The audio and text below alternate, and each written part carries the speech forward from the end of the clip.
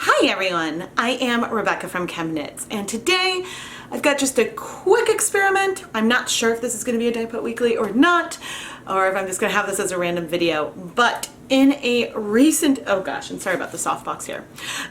In a recent video, I injected dye into a yarn cake, and we got a surprise yellow color. I'm not 100% sure where that breaking came from and that beautiful yellow orange, but a hypothesis is that it could have come from chestnut, a Jacquard color that is sort of purplish reddish brown.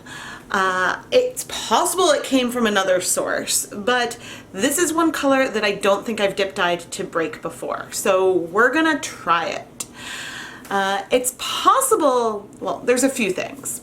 I have used this color and this actually exact same mixture for some cake dyeing in the past, some yarn cake dyeing, where in theory, if there was breaking, we probably would have seen it.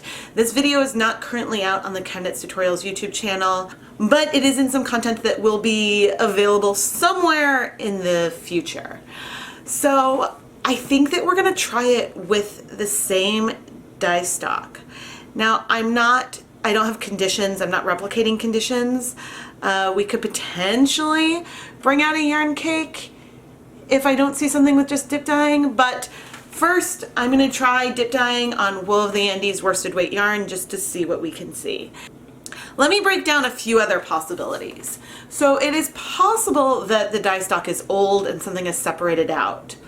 It's also possible that it's a situation where heat or something played a factor. For example, when I did the Maker's Mercantile Kinky Yarn Wheel, I saw some weird brown from our, what was the color? From our gunmetal from Jacquard, which I think might have been a reaction to some heat or something slightly off, because that's again not something I've replicated since. So I'm not sure if I can replicate these results. I'm not even sure that it's the chestnut color to begin with, but we're gonna dip dye in some chestnut and see what happens. I am pre-soaking our Wool of the Andes, which is 100% Peruvian Highland wool, worsted weight yarn, in just some plain tap water for at least 30 minutes. In our pot, we have 8 cups of warm water, and I'm gonna add just 1 tablespoon of white vinegar. This is that proportion that I have used over and over. Now, this is the same stock of chestnut that I used before, but I've also, as I said, I've used this and haven't seen breaking. So we're using the wool-based yarn because that gives us the best shot of seeing something. I think in my other color breaking videos, I did a 1/2 cup of the color. And the only reason why we're not doing a 1/2 cup right now is because I don't have a 1/2 cup. But, I mean, looking at it, it does look kind of rusty colored. So this is maybe where that orange came from, but I don't know if we'll capture it. So I had enough for a 1/4 cup plus not even quite a tablespoon. So again, it's possible something is old in this dye stock, and that's why we're seeing this. Okay, let's start dip dyeing. Ooh, that is looking kind of brownish. I did remove a lot of the pre-soaked water from here. Funny that it's now finally looking brown versus more red. Maybe like some other colors, so avocado from Dharma is a little tricky, and the green, or maybe it's sage, one of them looks one color, and then as after mixing it, something settles to the bottom, which sort of shifts the tone more brown. I forget exactly what color it is. Maybe it was from the Mystical Forest video where I really saw it, or a dye-along live stream where I was dealing with that. I definitely see, for the first time in here, some brownish notes in here. Not necessarily that orange that we were seeing with the cake dyeing, but I'm trying to go slow and to see what we capture. So it definitely could be because we're near the bottom of our stock, It's odd, yeah, because the color is getting lighter. I mean, this could have been it. And maybe the difference with dip dyeing versus what we see there is that maybe the yarn acting like a filter causes some of the breaking. But this is definitely the brownest I have ever seen this color.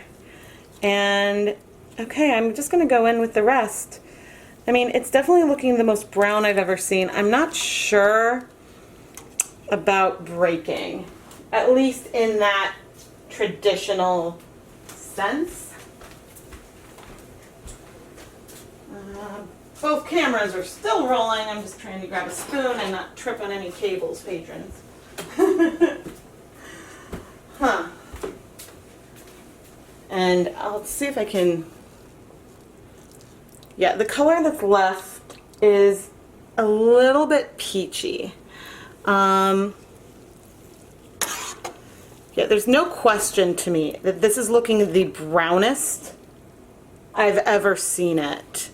And if I have the other yarn in my possession, I will try to remember to include it at the end, or at the very least, if I can't include the yarn itself, then I can include a picture of it just to show the difference. But I think I should have that yarn in my possession.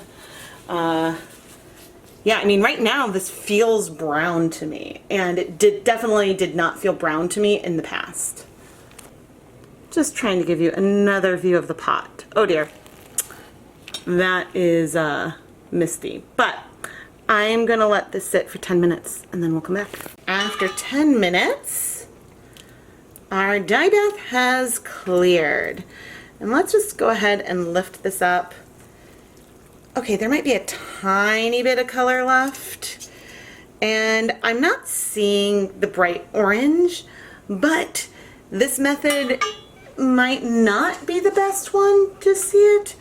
And as I showed, like with the cake dyeing, just adding 2 tablespoons of vinegar, I'm not sure if I would be able to see it unless maybe I did some injection or something. So there are definitely situations that can cause colors to split, or conditions that might cause them to behave a little differently.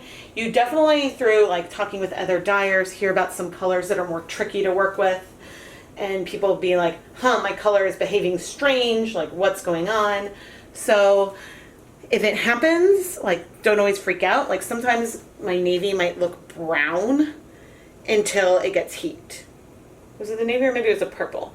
There's some colors that, like maybe the navy looks more purple until it gets heat and then it turns more blue. So there's definitely colors that will behave differently under different conditions. But I just added, I think, 2 more tablespoons of vinegar. I'm gonna leave this in for another, I think, 10 minutes, and then I'll turn off the heat and let it cool until the water is clear. This color is beautiful. It is definitely more brown than what I've seen in the past. I think we found our culprit. It's just that the dip dyeing wasn't necessarily the best way to show off those differences. I am gonna wash this with a little bit of some clear dish soap. I'm not expecting any bleeding today. Of course, how many times do I say that and then we see a lot of bleeding? I don't know if any of you kept track, so feel free to let me know. Oh goodness. Yep, that is looking really good. All right, I'm gonna rinse out the soap, put this through my spin dryer, and then hang it up to dry. This is the first time Jacquard Chestnut has felt brown to me. This is more of the color that I'm used to. The differences are subtle, but this skein is definitely much more red and has less of that orange undertone in it. Did the chestnut break?